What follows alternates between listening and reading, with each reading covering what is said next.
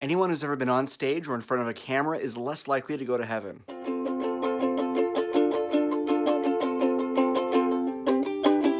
Picture this, you're an excited teenager who wants to learn more about being a Christian. Your friend invites you to Steubenville or LA Congress Youth Day or whatever the one in Idaho is called. They'll inspire you and change your life, they say. If you want to learn to be a good Christian, this conference is the place to do it. I cried so hard last time. It was great, you should go. So you go and you're trying to find out what it actually means to, do Christianity. And you are fed a steady diet of beautiful white people on a gorgeously lit stage. We have a problem. And it's a problem of imagination. And it's kind of inherent in the methods available to us. If you want to preach a message to the most people, you put a person in front of the crowd, preferably on a raised platform or a camera, and you let them talk. That just makes sense. And there's definitely a lot of need for teaching and preaching and inspiring. And since for so many people, these conferences and retreats are the first place they get excited about the faith and deeply think about the faith, we do this thing where the picture in our brain of what a Christian is becomes a picture of Father Mike Schmitz or Jackie Francois Amy, a good-looking, well-prepared speaker on a stage. So they walk around their teenage life worried that they haven't talked to as many people as that person on the stage, or converted as many people, or defended the faith as well, or had as many kids, or was as hot. So my question is, what is this doing to the teens and everyone else when we've perfected the art of preaching to a crowd and we repeat that formula over and over again? What do these people think when they ponder the Christian life? What kind of damage are we doing when this becomes formulaic? Are we headed in the wrong direction?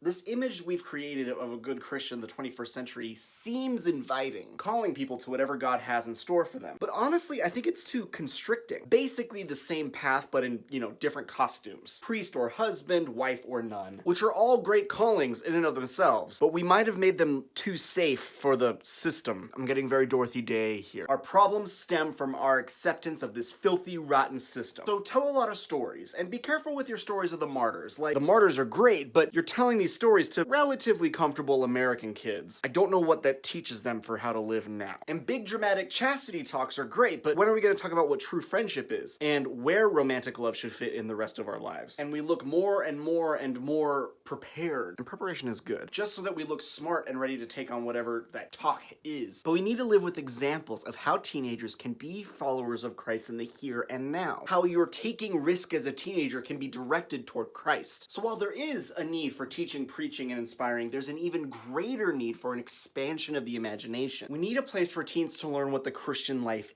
is. Defending the weak, repenting, making the sacrifices that the gospel asks of us, loving our neighbor and our enemy, speaking the truth. The people who do this best are generally not that good looking, and generally not found on stages or in front of cameras. So even though cameras and stages are the best method of preaching, the camera, the stage, and the person on them can't itself be the message. People like me who talk about Jesus to other groups of people, our job is to guide them and show them either Jesus himself or people that acted a lot like Jesus. And there's a lot of variety of what goes on over here. That's what all these books are about, by the way. Expand the imagination. There are a lot of possibilities in the Christian life.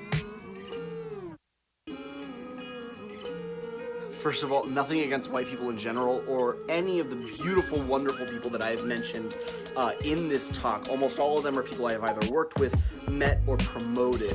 And they are all specifically actually working toward what I was talking about in this video. This is much more about, in general terms, how we approach our ideas in all this. So thank you to everybody. Thank you to all of my producers coming in hot from patreon.com/SteveTM to help me make these videos. If you want these videos to continue, please go to patreon.com and share it with all your friends. Also, hit subscribe and hit the bell. It is the best way to trick the algorithm. And all of us here we're just trying to trick the algorithm.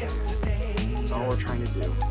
All right, make sure for you to expand your idea of what a Christian is supposed to look like and can look like in your situation. So God bless. I hope you pray about that, and I'll see you soon.